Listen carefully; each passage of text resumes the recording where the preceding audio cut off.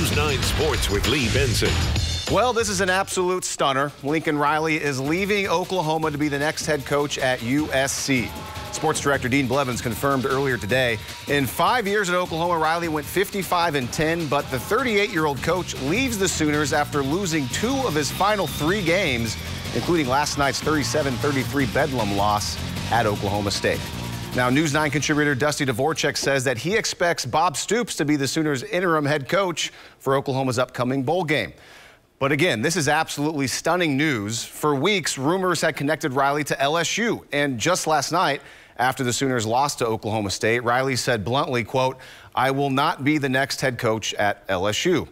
True. And then less than 24 hours later, Riley is headed to Southern California. Let's bring in Dean now for his thoughts. And Dean, I know you were set to host Lincoln Riley's Sunday Coaches Show when all of this came down. Any signs that he was going to go to USC? Well, not really, but his reputation is strong, especially on the West Coast, Pac-12.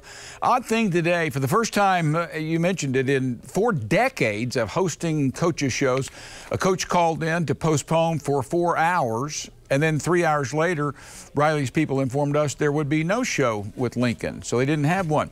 He's headed to USC. I've been told and repeated myself that no great OU coach leaves for another college job. Well, that's now wrong. USC sees itself as semi-pro, natties, and a national brand like OU. Silly money these days changes a lot of things. Last night, Riley said he had no concern with OU's administration, including AD Joe Castiglione.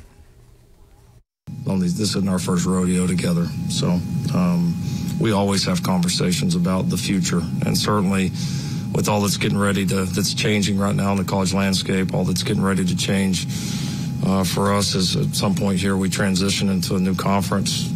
Those are always conversations that we're going to have, and we would be having those yearly no matter what. All of us are trying to make this place better, make this program better, and so you don't do that without working together, conversing with each other.